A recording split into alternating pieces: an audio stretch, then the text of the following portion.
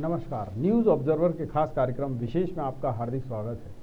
मध्य प्रदेश की शिवराज सरकार ने अपना बजट पेश कर दिया है और ये बजट लगभग 2,41,000 करोड़ का है और इस बजट में कई लोक लुभावन घोषणाएं भी की गई हैं, वहीं कुछ धरातल वाली भी घोषणाएं हैं जिनसे प्रदेश का विकास नजर आएगा। हालांकि कांग्रेस इस बजट को कागजी पुलिंदा बता रही है। उसका कहना यह है कि 2 साल पहले यानी 19-20 में उनकी सरकार यानी कमलनाथ की सरकार ने जो बजट पेश किया था वो लगभग 2,33,000 करोड़ का था और अभी सिर्फ 8,000 करोड़ की बढ़ोतरी जो है वो इसमें हुई है। तो ये भी कह रही है कांग्रेस कि विकास के लिहाज से बहुत कुछ इसमें ज़्यादा नहीं है। वहीं दूसरी ओर अगर हम सकल राजकोषीय घाटे की बात करें तो ये घाटा लगभग डबल हो गया है और ये सबसे चौंकाने वाला तथ्य भी है कि जो घाटा पहले 26,000 करोड़ था वो अब 50,000 करोड़ के ऊपर हो गया। बीजेपी का कहना यह है क्योंकि कोरोना काल था और पिछले साल की तुलना में इस साल कुछ ज़्यादा खर्चा भी हुआ है। जाहिर सी बात है, कोरोना में सारे सेक्टर बंद थे और उसके बाद सरकार ने कर्मचारियों को निसंदेह घर बैठाकर ही तनख्वाह दी, तो उससे ये घाटा बढ़ना लाजमी भी था। पर इन सब के बावजूद पूरे बजट के पत्रक को पढ़ा जाए तो कई बार तो ऐसा भी लगता है कि जो 19-20 का आय व्यय पत्रक था लगभग उसी की तरह ये नया बजट भी है। पर यहाँ कुछ दूरदर्शिता भी नज़र आती है, चाहे वो महिलाओं की बात करें या कानून व्यवस्था की बात करें या सहकारिता की, ऊर्जा की, सभी क्षेत्रों में कुछ न कुछ बढ़ाया गया है और ये दर्शित करने की कोशिश की गई है कि प्रदेश के विकास को नए पंख ये सरकार लगाएगी। आज इसी विषय पर चर्चा करेंगे। चर्चा की शुरुआत करें उससे पहले 2 मेहमानों का परिचय जो इस परिचर्चा में भाग लेंगे। बात में करूं बीजेपी की तो बीजेपी से वरिष्ठ नेता हैं अनिल चौधरी जी, बीजेपी का पक्ष रखेंगे और कांग्रेस की बात करूं तो आशा जैन जी हैं, वरिष्ठ नेत्री हैं कांग्रेस की और वो हमें कांग्रेस का पक्ष रखती हुई यहाँ पर नजर आएंगी। सबसे पहला सवाल आशा जी आपसे, आज का जो बजट है उसे देखकर आपको क्या लगा? देखिए, एक नेता होने से पहले एक महिला हूँ और महिला के नज़रिए से ही बात की शुरुआत करूँगी। जिस बेतहाशा जो महंगाई की चाल बढ़ रही है उसका जो आधार होता है वो पेट्रोल और डीजल होता है। बहुत बड़ी आशा थी, उम्मीद थी कि महंगाई के कंट्रोल करने के लिए सरकार कोई कदम उठाएगी और प्रभावी कदम उठाएगी। हम ये आशा कर रहे थे कि महंगाई पे लगाम कसने के लिए पेट्रोल डीजल के जो ऊपर टैक्स स्टेट गवर्नमेंट वसूल रही है उसमें कुछ हमें कमी मिलेगी। जो सिलेंडर की जो दामों की वृद्धि जो पिछले 3 माह में आपने देखी होगी, 600 से सिलेंडर 825 रुपये पर आकर रुक गया है। तो मेन जो होता है वो अगर पेट्रोल बढ़ेगा, डीजल बढ़ेगा तो खाद्य सामान आना जाना जो करते ट्रक ट्रांसपोर्ट जो होता है वो महंगा होता है तो हमारी उस रसोई पर इसकी सीधी मार पड़ती है। आपकी सरकार ने क्या पेट्रोल डीजल पर टैक्स कभी कम करने की कोशिश की? देखिए, हमारी सरकार को एक ही बजट पेश करने का सुअवसर प्राप्त हुआ था, क्योंकि उसमें भी नहीं कर पाए थे। देखिए, उसमें हमने काफ़ी सारी ऐसी घोषणाएं की थी और काफ़ी सारे हमारे ऐसे मंतव्य और हमने नहीं, अभी मैं पॉइंट वाइज बात कर रहा हूँ। आपने पेट्रोल डीजल की बात करी है तो जनता तो देखिए दोनों तरफ देखना चाहती है, जैसे सांपनाथ वैसे नागनाथ, उनके लिए तो कोई फर्क पड़ता नहीं है। तो जनता ये भी पूछती है कि इन्होंने अगर टैक्स कम नहीं किया तो क्या आपने कर दिया था क्या? देखिए, पेट्रोल और डीजल की जहाँ तक बात थी हमने उस पर तर्कसंगत बात रखी थी और हम आगे अगर शासन करते तो कमलनाथ जी ने विचार स्पष्ट रूप से रखा था आगे सुन लीजिए। आगे का सवाल ये सुन लीजिए, आपकी सरकार आई तो 2 रुपए बढ़ा दिया गया था। देखिए, अब सुन लीजिए, मैं तो जो जनता की बात है वो आपसे पूछ रहा हूँ। आपने अपने घोषणा पत्र में, कांग्रेस ने अपने घोषणा पत्र में 2018 में ये नहीं कहा था कि हम अगर सत्ता में आए तो पेट्रोल डीजल का पर जो एक्सेस यहाँ पर जो राज्य सरकार का टैक्स लगता है उसको घटाएंगे। घटाने के बजाय 2 रुपये बढ़ा दिया। क्या कहेंगे?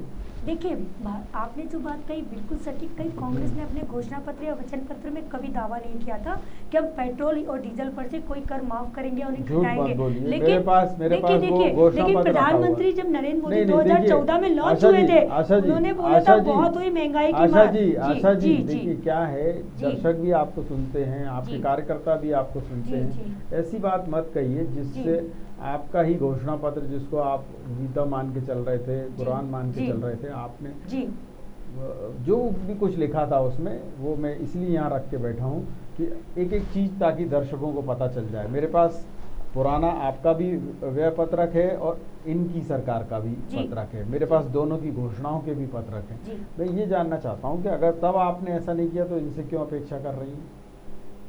देखिए, हम कभी खोखले वादे नहीं करते, वही पॉइंट पर मैं आ रही थी। बहुत हुई महंगाई या फिर ये कह दीजिए कि आपसे गलती हुई, आपकी सरकार चली गई, आप इनसे अपेक्षा कर रही हैं। कभी भी जब हमारे टाइम में पेट्रोल और डीजल की बात होती थी तो शिवराज सिंह चौहान जी नोटंकी करते हुए साइकिल से जाते थे, बैलगाड़ी यात्रा निकालते थे। अब अगर ठीक है, हमसे जो गलती हुई, आप वो गलती क्यों दोहरा रहे हो? आप पेट्रोल ये बहुत अच्छी बात आपने कही, ये आपने बहुत अच्छी और जनता के हित की बात कही है, मैं उसके लिए आपका धन्यवाद दूंगा। और सिलेंडर पर आप दाम बढ़ाते जा रहे हैं, ठीक बात है ना। रसोई गैस पर आपको दाम कम करना चाहिए। महिलाओं की सुरक्षा की आप बात कर रहे हैं। चलिए नहीं, अब अभी एक एक विषय पे आ रहा हूँ मैं, अभी इस विषय पे अब इस पर अनिल जी मैं आपका जवाब चाहूँगा। आपका ये जो बजट है वो क्या है, मतलब उसमें कहीं कोई आपने ये कह सकते हैं कि आपने कोई नया टैक्स नहीं लगाया, पर सवाल ये है कि पहले से ही इतना टैक्स ठुका हुआ है जनता पे, तो वो क्या रिलीफ उससे मिला बजट में उसको? देखिए प्रकाश जी, यहाँ पे जो जनता की सारी आशाएं जो थी उसके अनुरूप ही जो बजट है, चूँकि एक बहुत वैश्विक महामारी पूरे विश्व में थी, उस समय सरकार पे इतना बोझ पड़ा, उसके बाद भी सरकार ने सुव्यवस्थित ढंग से इससे लड़ाई लड़ी, दृढ़ता से लड़ाई लड़ी और आई। अब मुझे बताइएगा कि ये जो बजट आया है, इसमें आपने जो बजट भाषण है उसको भी आप पढ़ेंगे, तो उसमें लिखा है कि कोविड वैक्सीन के लिए सरकार ने पूरे ईमानदारी से प्रयास किए। 1 मार्च से यानी कल से वैक्सीन जो है आम जनता को लगना भी शुरू हो गई है। तो इसमें आपका क्या योगदान? ये तो केंद्र की योजना, केंद्र वैक्सीन दे रही है, आप मतलब फ्री में ढोल ढमाके बजा रहे हो। नहीं, केंद्र में भी तो हमारी सरकार ही है ना, हमारे नेता है। आपका है ना जी, बजट केंद्र का नहीं है। बिल्कुल, लेकिन सरकार तो हमारी है ना, केंद्र में लोग राज्य में ले।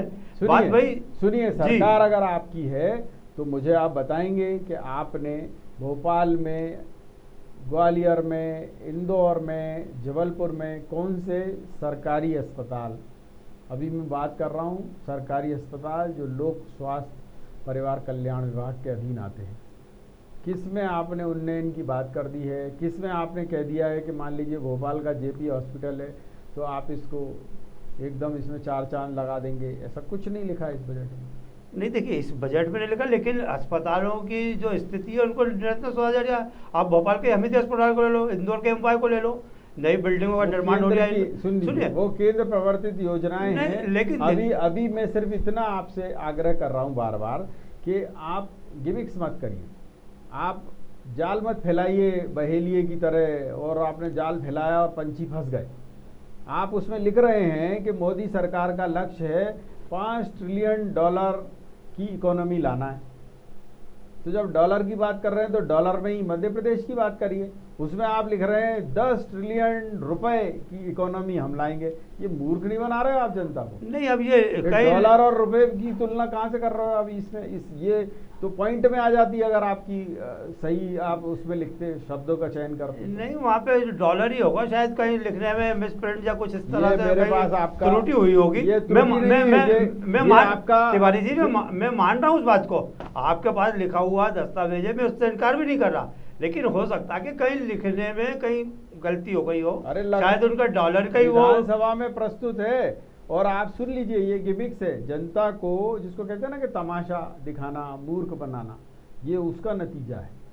मैं आपसे बार बार जो आग्रह कर रहा हूँ वो ये है कि आप जनता के हित की बात कीजिए। आप दावा ठोक सकते हैं कि हमने कोई नया टैक्स नहीं लगाया, अच्छी बात है, उसके लिए आपको धन्यवाद मिलना चाहिए, सरकार अच्छा काम कर रही है, पर टैक्स किन पर लगाना चाहिए था वो बात नहीं आ रही है सामने कि आपको अगर अच्छी अपनी राजस्व बढ़ाना था तो आप शराब और महंगी कर सकते थे, उस पर टैक्स लगा सकते थे।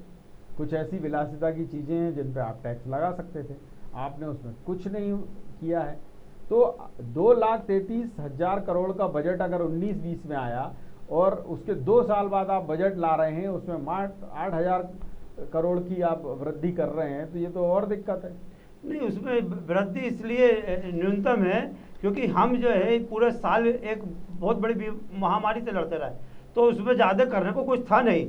लेकिन फिर भी सरकार ने अगर इतना कुछ करके और सुनियोजित ढंग से इस सब से जीत हासिल की है तो उसके लिए उनको साधुवाद देना चाहिए, ना कि यहाँ पे उनके अपन को आलोचना करना चाहिए। मैं तो आपसे इतना पूछना चाह रहा हूँ कि बजट का मतलब होता है कि आप जनता के लिए क्या कर रहे हैं और जो आपके युवा हैं, आप किसान हैं, उनके लिए क्या कर रहे हैं। देखिए तो मैं मानता हूँ ना कि आपने कुछ किसानों के लिए अच्छा कर दिया कि भाई 1,000 करोड़ रुपए का आपने प्रावधान कर रखा है कि जिसको लोन चाहिए 0% ब्याज पे 1,000 करोड़ रुपए आपने रख रखे, अच्छी बात है।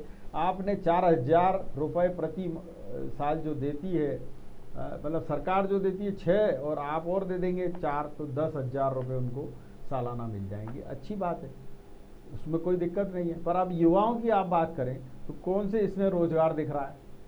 हर चीज़ आप प्रस्तावित है, उसमें आप कहीं प्रावधान कर ही नहीं रहे हो पैसे का। नहीं, शिक्षाओं में उसमें 24,000 शिक्षकों की नई भर्ती का दिया तो है, आप पढ़िए तो उसे। और भी जो सुन तो लीजिए, अभी जो मुख्यमंत्री स्वरोजगार योजना को भी उसको आगे बढ़ा रहा है, जिसमें कि रोजगार का मतलब ये होता है कि हम सरकारी नौकरी देने के लिए, तो सरकारी नौकरी सबको नहीं मिल सकती। मैं बार बार आपके चैनल पे कई बार ये बात कह चुका हूं, लेकिन अगर वहाँ पे आपसे प्राइवेट की बात कर रहा हूँ, सुनिए, मैं प्राइवेट की बात कर रहा हूँ, आप प्राइवेट की बात करिए, सरकारी की तो मैं इसलिए नहीं कर रहा हूँ कि चयनित शिक्षक सड़क पे घूम रहे हैं, कोई झाड़ू लगा रहा है, कोई पोंछा कर रहा है, चयनित हैं वो आपके शिक्षक, उनको नौकरी नहीं दे पा रहे हो आप।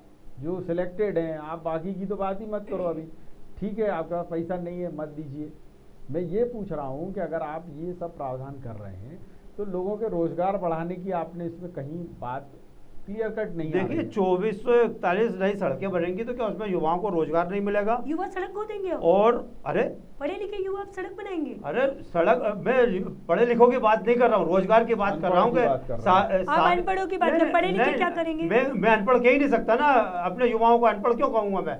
पकोड़े क्यों तो ढोल चलाएंगे? आप भूल गई क्या? अपने बैंड बजाएंगे भूल गए आप लोग? अपना अपने भी तो याद रखा करिए मैडम। किया था ना? नहीं, आप उसी पद पर क्यों चल रहे हैं? मैं बताना चाह रहा हूँ कि आप, अरे भाई हमने अगर आपने तो आप तो ढोल चलवा रहे थे, ढोल। और ढोल देखो, अब आगे आ जाए, मध्य प्रदेश की जनता ने ढोल चला दिए, जितने ढोल तो सबको विधानसभा से बाहर कर दिया। आप भी तो देखिए, आप भी तो विषय पर आइए। चलिए, अब आपका मैं यहाँ पर इसलिए ध्यान आकर्षित कराना चाहूँगा आशा जी कि बजट को लेकर ऐसी उम्मीद थी कि कांग्रेस जैसा कह रही थी कि ऐसा बजट आना चाहिए जो सर्वजन हिताय हो। आपके सारे नेता सुबह से ही हालांकि चिल्ला रहे हैं कि ये सर्वहारा बजट नहीं कहा जा सकता है। मुझे आप बताएंगी कि क्या क्या इसमें प्रमुख कमियां हैं जिसकी वजह से ये सर्वहारा बजट नहीं कहलाएगा? देखिए, एक तो आप मेट्रो योजनाओं को लेकर कितने धीर गंभीर हैं। आपने बोला शहरी हम विकास को आगे बढ़ाएंगे, मेट्रो लाएंगे, 262 करोड़ का आपने उसमें मात्र प्रावधान दिया। दूसरा, आप आंकड़ों का जाल बिछा रहे हैं, 10,000 करोड़ यहाँ, 6,000 करोड़। आपने महिलाओं के लिए बोला हमने 10,000 करोड़ का प्रावधान कर दिया, हम महिला जो है वो थानों की वृद्धि करेंगे। महिला शौचालय, थानों में महिलाओं के लिए शौचालय नहीं है, ये मांग मैं पिछले 15 वर्षों से उठा रही हूँ। आपकी गवर्नमेंट 15 वर्षों में पहले भी शासन कर चुकी है मध्य प्रदेश में। आपने कितने थानों में, आप बोल रहे हैं महिला थाने खोलेंगे, ठीक है, स्वागत योग्य बात है, प्रस्तावित है, आपने वादा नहीं किया, आपने उसके लिए बजट का प्रावधान नहीं किया, इसमें ये मार्क करने वाली बात है। आपने महिला शौचालय के लिए क्या बजट दिया? देखिए, एक बात, आपने बजट दे दिया स्वागत योग्य, आपने उसमें महिला शौचालय की बात नहीं करी। दूसरा, 15 वर्ष आपने बनेगा तो उसमें हो गया। देखिए मंदिर, ठीक है तिवारी जी, 15 वर्ष आपने शासन किया, उसके बाद भी आप बोल रहे हैं हम घर घर नल पहुंचाएंगे, जल पहुंचाएंगे सोलर के मार्फत। मतलब आप स्वीकार कर रहे हैं आप 15 वर्षों में बिल्कुल निष्क्रिय सरकार थी। आप 7.25 करोड़ जनता को घर में जल भी नहीं पहुंचा पाए। मतलब आप स्वीकार कर रहे हो। शिक्षा, अभी बेरोजगारी की बात हो रही थी, भाई साहब कह रहे हैं कि रोड हम बनाएंगे तो युवाओं को रोजगार मिलेगा। MBA किए हुए युवा और जो व्यापक, अरे उसमें इंजीनियर भी काम करते हैं, रोड जब बनता है तो मैडम थोड़ी जानकारी तो तुरंत कर लीजिए। सब मजदूरी नहीं करेंगे, अरे सब मजदूरी नहीं करेंगे, रोड बनता है तो उसमें सुपरवाइजर भी होते हैं, पढ़े लिखों के लिए भी रोजगार भी तो कंप्लीट करने दीजिए। मैं आपके बीच में नहीं बोली, मैं आपके बीच में नहीं बोली। देखिए, आप शिक्षकों की बात कर रहे हो, 10,000 अतिथि शिक्षक ऐसे हैं जो बाहर कर दिए, जो अभी भी आंदोलनरत है और उनको आप नहीं ले रहे। संविदा वर्ग 3 के लोग व्यापम से परीक्षा देकर भटक रहे हैं, लेकिन अभी तक उनके लिए कोई प्रावधान नहीं हुआ है। संवर्ग 2 के अध्यापक प्राध्यापक घूम रहे हैं, उनके लिए कोई शिक्षा का प्रावधान नहीं है। मध्य प्रदेश में लैब टेक्नीशियन 4,000 पद खाली हैं, उनके लिए आपका कोई प्रावधान नहीं आया। आप बात कर रहे थे कि हम प्राइवेट सेक्टर में जॉब देंगे। आउटसोर्स कंपनियों ने भ्रष्टाचार घोटाले का धंधा बना दिया है। मैं आपको बताती हूँ, world class service private limited है, जिसने कंप्यूटर ऑपरेटर क्या ठेका लिया मध्य प्रदेश के भोपाल में, और उसने प्रत्येक अरे ये थर्ड आई कौन है? सर मैं तो अभी आपको जो हुआ है वो बता रही हूँ। मैं तो सारे आउटसोर्स कंपनियों को बोल रही हूँ सर। हाँ, तो चाहे वो किसी से भी संबंध हो। देखिए, आप बोल रहे हैं, देखिए सब जितने भी आउटसोर्स कंपनी वाले हैं उन्होंने बच्चों का भविष्य चौपट कर दिया। हाँ। आप कह रहे हैं कि हम प्राइवेट देंगे, आउटसोर्स के जरिए देंगे। दो महीने आशा जी, जी प्राइवेट और आउटसोर्स की बात कर रही हैं, क्या आप मानती हैं कि कांग्रेस की कमलनाथ सरकार से गलती हुई कि उन्होंने प्रवीण कक्कड़ जैसे दलाल की, जिसकी CBDT ने छापा मारा हो, उसकी कंपनी के जरिए आउटसोर्स लोगों को कराया, करोड़ों रुपए की? तिवारी जी, मैं आपको बता दूं, उसमें प्रवीण कक्कड़ जी का बयान आ गया था कि उनका बेटा उस कंपनी का MD है ही नहीं, और जो MD था उसने सर स्वीकार कर लिया था। एक बात। दूसरा, मैंने अभी यहाँ पर दलगत राजनीति से वो सही था उस समय और अब गलत है। देखिए, अब सही और गलत की बात ही नहीं हो रही है, यहाँ बात जनता की हो रही है या तो दलगत राजनीति की हो रही है? आउटसोर्सिंग पूरी तरह से बंद हो या तो आउटसोर्स में जो दलालों का अड्डा आप विकसित कर रहे हैं पिछले 15 वर्षों में, आपने आउटसोर्स चालू किया। पूछ रहा हूँ आशा जी कि इसमें पारदर्शिता रखने की क्या जरूरत नहीं है क्या? बिल्कुल, अगर आप आउटसोर्स कर रहे हैं तो आउटसोर्स में आप कह रहे हैं कि मेरिट पर युवा है उसको लीजिए, लेना ही चाहिए। होता ये कि कंपनी को दिया ठेका, उसने 10 रखे के 15 रखे, आपको पता ही नहीं सर। वो तो 2 महीने की पेमेंट पहले मांगते हैं। ठीक बात, वो बोलते हैं अगर आपको हम 12,500 रुपए पेमेंट देंगे तो आप 25,000 रुपए जमा करो, जो दलाली देगा उसी का ज्वाइनिंग विषय पे आ जाएगी। महत्वपूर्ण विषय किसानों का। जी, किसानों को लेकर आपको इस बजट में क्या कमी दिख रही है? देखिए, किसानों के लिए जो मेन मुद्दा था वो यूरिया की व्यवस्था है, खाद की व्यवस्था है, उनकी फसल को खरीदने का व्यवस्था होनी चाहिए। उस सब के लिए आप मौन धारण किए हुए और इसी मैटर को लेकर केंद्र में, दिल्ली में किसान कितने दिनों से आंदोलनरत हैं वो आपको बताने और मुझे बोलने की ज़रूरत नहीं है। तो किसानों के लिए अभी भाई साहब बहुत बड़ी बड़ी बातें कर रहे थे कि केंद्र में भी तो हमारी सरकार है, तो मीठा मीठा गप गप और कड़वा कड़वा थू थू, जो चीज़ केंद्र सरकार ने किसानों के विरोध में की वो भी आपकी हुई ना। तो यानी आप भी किसान विरोधी सरकार है, यानी केंद्र की सरकार भारतीय जनता पार्टी की सरकार है। तो बीजेपी, देखिए विषय वाली बात नहीं है। अगर भारतीय जनता पार्टी की सरकार केंद्र में है, बजट पे बात कर रहे हैं आशा जी, बजट में ही बोल रही हूं, घोषणाओं पे नहीं बात कर रहे केंद्र की। सर ये बजट की घोषणा ही है। अरे कैसे बजट में मैं बजट की बात कर रहा हूँ, आप केंद्र में चले जा रहे हैं। सर आप सुन तो लीजिए, मेरे सम्मानित साथी केंद्र को लेकर आए थे बीच में। मैं ये जानना चाह रहा हूँ जी, देखिए किसानों की बात उठ रही है जी, क्या किसानों के लिए आपको लगता है कि तब आपने कहा था 2 लाख तक का लोन माफ करेंगे, वो नहीं हो पाया आपसे? हुआ सर, अरे 27.5 लाख किसानों का हुआ। मैं पहले भी 50,000 हुआ किसी का, 2 लाख तो किसी का नहीं हुआ। सर 2 लाख भी हुआ था, उसकी सूची हमने नरोत्तम मिश्रा जी को ले जाकर फर्जी कागज और रद्दी दे आए, उसकी हमारा सब फर्जीवाड़ा है और भारतीय जनता पार्टी का सब सत्यापित है। उसके लिए मैं क्या कह सकती हूँ? ये आंकड़ों का माया है, ये आपका दस्तावेज है। तो सर हमने माफ किया था ना। अरे तो इसमें लिखा ही नहीं कहीं माफ किया। देखिए आपके सुन लीजिए, मेरे पास ये भी दस्तावेज रखा हुआ है, इसमें कहीं नहीं लिखा कि एक आदमी का भी 2 लाख करोड़ हुआ। आप छोड़ दीजिए उसको। सर आप कमल पटेल जी ने स्वीकार किया ना विधानसभा में। कौन कहा? कमल पटेल ने ये कहा है, 27,50,000 कमल पटेल जी ने ये कहा है कि 2 लाख में से 50,000 तक के हुए। उन्होंने कहीं नहीं कहा कि 2 लाख के हुए। तो सर किसी के ऊपर अगर कर्जा 50,000 है तो मैं जाकर उसको जबरदस्ती 1.5 लाख रुपए माफ थोड़ी करूंगी सर। जिसका जितना कर्जा उसी तो उतना ही तो माफ किया जाएगा। आशा जी तर्क सहित बात करिए। यहाँ कौन भाषण चल रहे हैं? अब यहाँ तो आपको पता है कि जनता आपको देख रही है। मैं ये जो कहना चाह रहा हूँ वो ये है कि जनता आपको देखती है, अगर आप कोई भी बात कहेंगे तो लोग फिर मैं- बाद में मजाक उड़ाते हैं कि सर- भैया ये हैं हस्तिनापुर के भीष्म तर्क पितामह। संगत बात ही कह रही हूँ सर। ये 2 लाख तर्कसंगत तक नहीं, के- मेरे पास ये रखा हुआ है आपका दस्तावेज। अब छोड़िए, अब मुझे ये बताइए कि आपको लगता है कि किसानों के लिए जो प्रमुख समस्या थी बिजली, ठीक है, इस बजट में कहीं भी किसानों की जो मतलब जो वो उत्पादन करता है करते हैं, उसमें हाँ। एक प्रमुख जो उसकी समस्या होती है वो बिजली के बिल की होती है। हाँ। आपको पता है पूरे प्रदेश में एक अभियान चल रहा है, कांग्रेस तो सो रही है, उसे तो पता नहीं है कि किसानों के ट्रैक्टर, गाड़ियाँ, मोटरसाइकिल सब खींच खींच के ले जा रहे हैं विद्युत मंडल वाले। क्यों कि अरे साहब वो बिल जमा नहीं किया आपने। देखिए मैं जो कहना चाह रहा हूँ वो सुन लीजिए। आपके लोग तो मेहनत करते नहीं, आप इस पे ज़रा पता करवाइए। स्थिति ये है कि 92% तो सरकार सब्सिडी दे रही है, सिर्फ 8% बिल के पीछे आप किसान की कभी मोटरसाइकिल उठा लाते हैं, कभी उसका ट्रैक्टर उठा लाते हैं। ये आपके समय भी हो रहा था और इनके समय भी हो रहा है। बजट में आप इस पर चर्चा क्यों नहीं करते हैं कि भाई जो देश की आप बहुत किसान हितैषी है ना, सिंधु बॉर्डर और पता नहीं कहाँ कहाँ बैठे हैं जितने भी, उन सब की बात कर रहे हैं ना, तो बात करिए कि झुग्गी वालों को फ्री में दे रहे हो, इनको फ्री में दे दो तो ये कुछ प्रोडक्टिविटी तो दे रहे हैं, उत्पादन तो दे रहे हैं, देश का भला तो कर रहे हैं। ये क्यों नहीं बोलते आप लोग? वरना आपने बजट में रखा ना इनने रखा। सर हमने बजट में रखा नहीं रखा, इंदिरा गृह ज्योति हम ही लेकर आए थे सर। अरे ये इंदिरा गृह ज्योति अलग है, ये किसान सर, की किसान की देखिए, समस्या फिर- भी हम हल करते सर। हम आम आदमी पर आए, मध्यम वर्ग पर आए, हम उसके आगे बढ़ते। उसके पहले ही तो आपदा में अवसर तलाश के हमारी गवर्नमेंट गिरा दी गई सरकार। तो उन्होंने कहा था कि आओ आप आओ और बिक जाओ। अब ये आप मान रहे ना, इन्हें खरीदा। अरे हम पूछ रहे हैं ना आपसे। नहीं सर आप मान रहे, मतलब हम आपके नहीं भी कह रहे, गोपनीय आप सूत्र ही कह कहते रहे हो हैं। तो हमने इसीलिए आपकी बात रख दी सर, कि उन्होंने कहा था कि आओ हमारे दल में मिल जाओ, सर- आओ आप बिक जाओ। आप ऐसे लोगों को रखते क्यों अपने पास? सर रोज रोज प्रलोभन देने की जो कलाकारी भारतीय जनता पार्टी ने दिखाई, इस पर हम कई बार विवाद कर चुके हैं। बार बार उस बात का दोहराना और ठहराना उचित नहीं होता।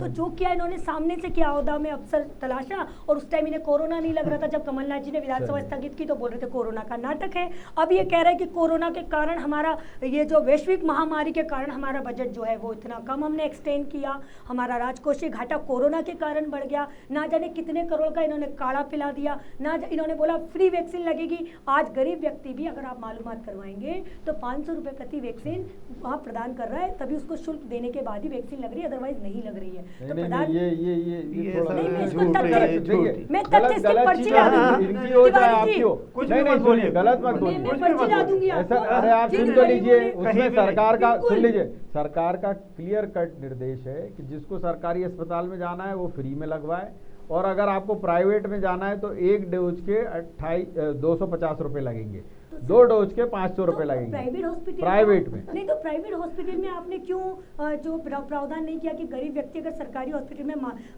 नहीं उतनी सुविधा तो वो मिले सर्विस प्राइवेट चार्ज में कौन जाएगा देगा तो- उसका? सर आप तो कार्ड देते हैं ना, आयुष्मान कार्ड। और अरे पता भाई नहीं ये कौन-कौन से सर्विस कार्ड। चार्ज आप समझ ही नहीं रही। सर- देखिए सरकार ने सरकारी अस्पतालों में व्यवस्था कर रखी है, आप जाइए फ्री में लगवा लीजिए। अब किसी को शौक है कि नहीं साहब मैं तो जाऊंगा ही प्राइवेट में, सर, तो जाइए प्राइवेट सर, में, पैसे प्राइवेट दीजिए वहाँ। चिरायु को भाई इतना- स्कूल, अरे स्कूल सरकारी और प्राइवेट होते हैं कि नहीं? तो सर प्राइवेट सरकार थोड़ी कह रही है कि जाके आप प्राइवेट में पढ़ो। प्राइवेट हॉस्पिटल चिरायु को इतनी सारी सब्सिडी कोरोना के नाम पर क्यों दी गवर्नमेंट ने? सब्सिडी नहीं होती मैडम, आप समझो, वो जो इलाज के नाम पे जो फीस तय की गई है वो उसने लिए, तो और सर- आपको भी पता है वो सरकार ने हॉस्पिटल उसमें- किसका है। सरकार ने उसमें पार्ट अभी अदा हम किया बता ना। देंगे तो फिर आप वो सरकार बुरा ने उसमें लगेगा। पार्ट अदा किया ना सर। अरे तो आपको चिरायु पता है का ना पार्ट कि अदा किस कौन किया ना। डायरेक्टर है उसमें? अरे तो सर आपको तो सब मैं पता है मैं तो कि घोटाले- कौन कांग्रेसी जब है, आप कौन बीजेपी भ्रष्टाचार वाला, सब घोटाले की पता है। बात कर रहे हैं तो अपन भ्रष्टाचार घोटाले की बात तो कर रहे हैं। बताओ सर, उसमें कि ये जनता- कांग्रेसियों का है, सर जनता की ये भलाई की बात बना है होगी। सिद्धार्थ हॉस्पिटल ये कांग्रेसियों का है, बता दो सर आप। बंसल के आगे इतनी भीड़ लगती है कारों की, अभी तो बजट पर बात कर रहे हैं। हम्म। वो किसका हॉस्पिटल है? क्यों कारें रोड पर खड़ी रहती है? आए दिन कम से कम 4 एक्सीडेंट रोज होते हैं शाहपुरा तिराहे पर। चलिए, अच्छी वो बात। क्यों नहीं देखा जा रहा? वो हॉस्पिटल किस, यहाँ तो आपने शिक्षा खरीद ली, हाँ। आपने हॉस्पिटल्स खरीद लिए, यानी आपने स्वास्थ्य भी खरीद लिया, अब आपने विधायक भी खरीद लिए, तो आप बजट भी बिल्कुल। खरीद लेते हैं सर। बहुत एक दिन बढ़िया। ऐसा आएगा कि आप जनता को भी खरीद लीजिएगा। आप पहले चुनाव बात। मत कराइए, आप पार्ट बांट लीजिएगा, 80% जनता हमारी और 20% अच्छा एक विपक्ष। बात ईमानदारी से बताइए आशा जी, आपको जी। नहीं लगता कि आपकी जब सरकार 1.5 साल रही तो उनने भी इस खरीद फरोख्त में अप्रत्यक्ष रूप से ही भूमिका निभाई? उन्होंने भी कुछ नहीं किया, उन्होंने कहा चलने दो जैसा चल रहा है। सर देखिए, मेरे पास ये आपके बजट की भी कॉपी रखी मैं हुई तिवारी जी है। ऐसा लगता है जैसे ये बजट को देख के आगे का उन्होंने तय कर दिया जेरॉक्स कि बना इसको कर दिया। दीजिए। हाँ, आपने बोला ना जेरॉक्स बना नहीं दिया। जेरोक्स नहीं उसमें क्या थोड़ा होता है बहुत फेरबदल करके 10-12% हाँ, फेरबदल हाँ। है ना। आई एग्री, आपने एग्री किया, बहुत बहुत धन्यवाद। देखिए अरे सर, मेरे को नहीं, आपको एग्री करना नहीं है। सर, मैं तो जनता मैं तो की इतना भलाई की कह रहा बात हूँ कर कि रही इससे हूँ। पहले का जो रखा है उसमें भी यही स्थिति है सर, कि आपने बीजेपी का उठाया, इन्होंने आपका उठाया और वो सीधे सीधे सर दे मैं दिया थोड़ा जनता को। पीछे जाती हूँ। हाँ। जब हम 2013 में वाद विवाद किया करते थे, डिबेट होता था किसी मुद्दे को लेकर, तो बार बार हमें बीजेपी तंज देती थी कि आपने ये गलती की, गलती की, गलती की। तो मैं हर बार बोलती थी कि हमने गलती की, इसीलिए जनता ने हमको विपक्ष में बहुत उठा बढ़िया। दिया। ये है ना? ईमानदारी की बात गलती है। की तो हमें विपक्ष में बैठे हैं। हाँ। आज फिर हमने वो 15 महीने की सरकार, जनता ने हम पर ये विश्वास बात आपने जताया। सही कही। इसका तो जवाब अनिल जी जनता आपसे ने चाहूंगा। हमको विपक्ष में फिर बिठा दिया ना। ये आशा जी जो कह रही हैं कि ठीक है इनने गलती करी, पहले इनको 15 साल बिठाया, अभी फिर बिठा दिया। सवाल ये है अनिल जी कि आप सुशासन की बात करते हैं, जनहित की बात करते हैं, जो विकास दिखना चाहिए वो नहीं। जैसे एक बात उठाई गई है कि मेट्रो के लिए आपने 262 करोड़ रुपए रखे। अब आप मुझे ये बताइए, क्या कॉरपोरेशन बनाना बहुत ज़रूरी था? अब उसमें एक IAS बैठेगा, 4 उसके चंगू मंगू बैठेंगे, फिर उसमें मेट्रो रेल कॉरपोरेशन के नाम पे आपको पता ही है क्या होगा। एक ऑफिस, एक 100 लोगों का एक स्टाफ, और वो रोज फाइल से इधर से उधर चल रही है। क्या है, क्या काय के लिए रखे थे आपने ये 262 करोड़? देखिए 262 करोड़ सरकार को लगा कि जरूरत है, तो काय के लिए जरूरत है बताइए? ये मेट्रो रेल जो कॉरपोरेशन, दिया गया मैं आपसे जो पूछना चाह रहा हूँ वो इतना बताइए, मेट्रो रेल कॉरपोरेशन, आपको पता होगा जहां निगम और मंडल बना वहां भ्रष्टाचार शुरू, और उसमें एक अफसर आपका एडजस्ट हो जाता, कोई ना कोई नेता नहीं होता। आज भी आप देख लीजिए, ज्यादातर रिटायर्ड IAS जो हैं वो किसी न किसी निगम मंडल में डटे हुए हैं। आप जैसे लोग चप्पलें झटका रहे हैं, और ये भी चप्पलें झटकाती हुई इनने भी 1.5 साल निकाल दिए। ये मन में, इनके भी मन में गुबार भरा है, आपके मन में भी। बोलते क्यों नहीं है कि ये काय के लिए रखा पैसा? एस्टेब्लिशमेंट कॉस्ट क्यों बढ़ा रहे हो आप? अगर आपको करना ही है, आप तो सीधे सीधे, परिवहन विभाग है ना आपके पास, क्या उसमें अधिकारी नहीं है? क्या वो सक्षम नहीं है? क्या उनको काम नहीं करना आता कि एक और आपने निगम मंडल बना के अब ये करेगा कि ना? नहीं, देखिए उसमें कुछ टेक्निकल बातें रहती है जो कि अरे तो इंजीनियर रखिए ना, परिवहन विभाग के अधीन करिए। उससे रिलेटेड कोई संस्था या परिवहन विभाग है ना आपके पास, एक आयुक्त बैठा हुआ है वहाँ तो ही रखी गई है तिवारी जी उसको। अरे आवश्यकता, मैं तो यही तो पूछना चाह रहा हूँ कि आप बड़ी बड़ी बिल्डिंगें बनाते चले जा रहे हैं। आपने वल्लभ भवन में 2 NXC बना दी, वो पुराना खाली कर दिया। इससे जनता को क्या फायदा हुआ? पहले जहां 6 लिफ्टों में काम चल रहा था, अब 16 लिफ्टों में काम हो रहा है। ये प्रोडक्टिविटी है। पहले वो आदमी 10,000 की कुर्सी बैठ रहा था या 2,000 की बैठ रहा था, अब वो 40,000 की कुर्सी बैठ रहा है। इससे प्रोडक्टिविटी निकल रही क्या आपकी? देखिए क्या है कि पुरानी बिल्डिंग हो सकता है जर्जर हो, तो इसलिए नई एक गिरने वाली है तो तोड़ देते उसको। आपने उसको भी नहीं तोड़ा, उसको भुताया बना दिया बिल्कुल।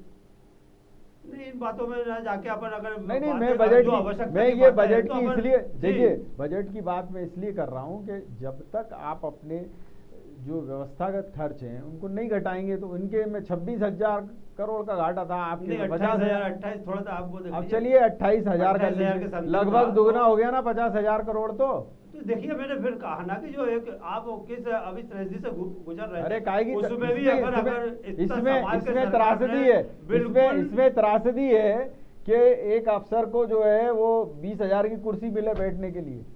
इसमें जनता को क्या लेना देना, आपको क्या लेना देना, चलिए बताइए। नहीं देखिए कुर्सी कितने की है ये तो मुझे नहीं मालूम, लेकिन तो आप तो गए होंगे ना मंत्रालय का भी, नहीं गए? हम भी यहाँ अगर बैठ कर डिबेट कर रहा तो कुर्सी तो चाहिए ना। अब वो 200 अरे तो साधारण की भी रख सकते हो। जी हाँ, बिल्कुल साधारण ही। फिर ये तो तो ये आपने 262, सुन लीजिए, अब विपक्ष तो इसकी चिंता करना सुन लीजिए, विपक्ष तो ये बात नहीं करेगा कि भाई छोड़िए, हमको इतनी कौन स्टडी में पड़े। पर ये क्या नहीं पूछा जाना चाहिए कि अगर आपका पूरा प्रोजेक्ट 5,000 करोड़ का था, तो वो बढ़ते बढ़ते लागत क्यों दुगनी चौगनी हो जाती है? क्यों टाइम पर हम काम नहीं करा रहे हैं? जिस बिल्डिंग की कीमत रखी जाती है, जो टेंडर निकलता है, पहले 100 करोड़ होती है और वो बनते बनते पहुंच जाती है 500 करोड़ तक। निश्चित तौर पर ये चिंता का विषय है और सरकार को इस पर संज्ञान लेके इसको दुरुस्त करना चाहिए। मैं यहाँ से मतलब यहाँ दलगत से उठ के बात करूँगा कि अगर पब्लिक का इसमें नुकसान है, राज्य का नुकसान है, राज्य के कोष का नुकसान है, तो इसमें सरकार को चिंता जाहिर करना चलिए, चाहिए। बहुत बढ़िया बात और आपको इसके लिए धन्यवाद। आशा जी, अब चूंकि बजट पर चर्चा होगी वो 4 तारीख से होगी और उसमें अध्यक्ष जी जैसा निर्देशित करेंगे विधानसभा के, वैसा आगे चीज़ें बढ़ेंगी, परंतु आप विभागवार मदवार ये डाटा, ये चीज़ें सदन में क्या उठवाएंगे, बताएंगे उनको कि साहब ये एस्टेब्लिशमेंट कॉस्ट जो है वो क्यों हो रही है इतनी ज़्यादा?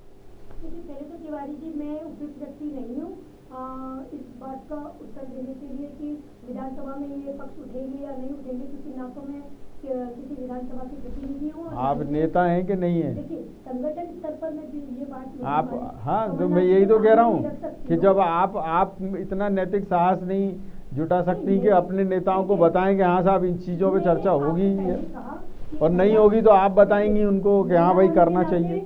मतदाता होने के नाते और कांग्रेस की आम कार्यकर्ता होने के नाते और संगठन में एक पदाधिकारी होने के नाते मेरा जो दायित्व, नैतिक दायित्व बनेगा। चलिए, बहुत बढ़िया। मेरे पास चर्चा का इतना ही समय था। आप दोनों मेहमानों का बहुत बहुत धन्यवाद और आभार। मैं जनता की बात करूं तो निसंदेह एक और बजट आ गया है और इस बजट में जिस तरीके के प्रावधान किए गए हैं वो कई मायनों में सुखद भी हैं, परंतु कई जगह चिंताजनक खर्च भी है, जिस पर सरकार को ही गौर करना होगा कि क्या वो एस्टेब्लिशमेंट खर्च को ज़्यादा बढ़ाकर जनता पर बोझ नहीं डाल रही है। और जो उम्मीद की जा रही थी कि पेट्रोल डीजल या अन्य जो कर जो इस समय ज़्यादा हैं वो कम होंगे, वो कहीं राहत मिलती फिलहाल तो नज़र नहीं आ रही है। संतोष की बात तो सिर्फ यही है कि कोई नया कर नहीं लगा है इस बजट में, तो इसी को देखकर जनता खुश हो जाए और ये मान ले कि चलो ठीक है, जितना चूसा जा रहा था खून उतना ही है और कोई नई सिरिंज नहीं लगाई है, तो ये भी जनता के लिए सुकून देने वाली ही बात कही जाएगी। न्यूज़ ऑब्जर्वर के खास कार्यक्रम विशेष में इतना ही, लेकिन यहाँ विभाग खबरें निरंतर जारी रही। आप देखते रहिए न्यूज़ ऑब्जर्वर यानी सिर्फ खबर।